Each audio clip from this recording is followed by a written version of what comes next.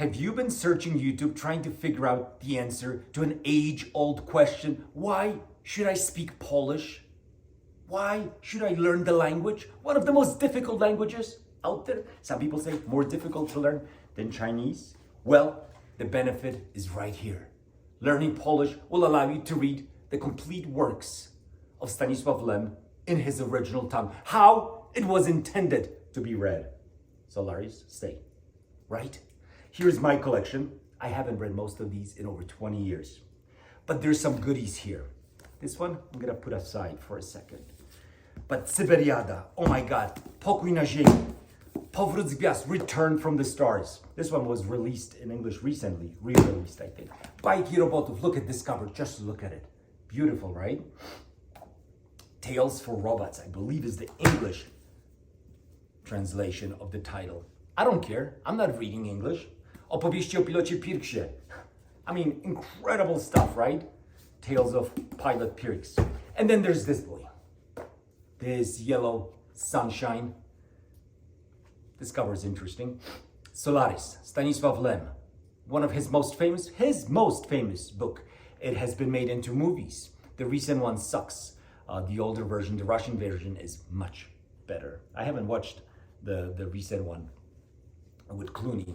I don't recommend you do that.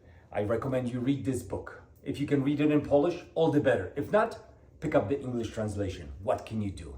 Let's talk about Stanislaw Lem. So, the most famous Polish sci-fi writer was born in 1921 in the city of Lwów. Little Stanisław, Staś, grew up the only child in an affluent family. He had incredible imagination and amused himself by creating passports, permits, and identification papers. These papers may have saved his life when later on he was fleeing the Nazis during World War II. Also, at the end of World War II, borders shifted and Lwów became part of Soviet Union.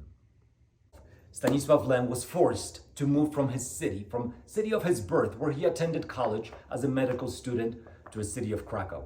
Krakow is one of the most famous Polish cities. I visited it actually this summer. I recommend you put it on your list. What an incredible city to visit.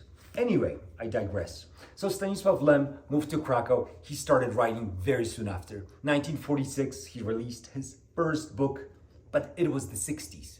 I feel that was his most incredible decade. That's where he wrote Solaris, that's where he wrote Pirks.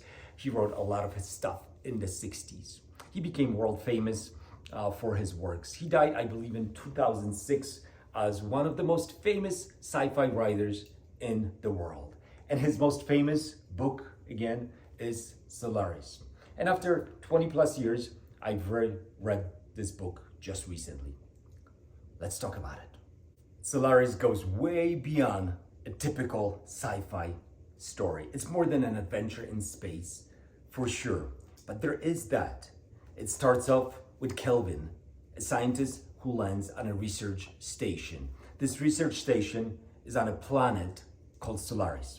The planet is covered in an ocean, but it's an ocean of gelatinous substance. Turns out that substance, the ocean, perhaps the whole planet, is a single-mind organism. Shortly after landing at the research station, Kelvin realizes, along with us, that something is very wrong here. Someone who he expected to be alive is dead, and people who have been dead for a long time are now making appearances.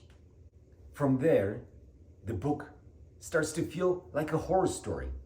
Very creepy at times, with elements of grief, isolation, guilt, obsession. Solaris is a sci-fi story, but it's a story of human emotions in the face of an unknown or perhaps unknowable. So Lem was a polymath, but also a skilled storyteller, right? And this book is a perfect example of merging the two. There are some incredible concepts in it, but it is at heart a human story.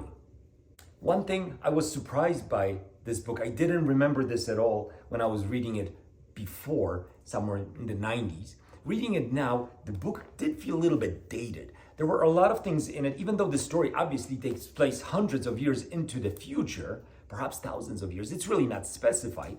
It felt dated. Sweaters, cassette players, things of that sort make appearance in the book. So it does feel like it's actually taking place in the 60s. That was at times kind of jarring for me.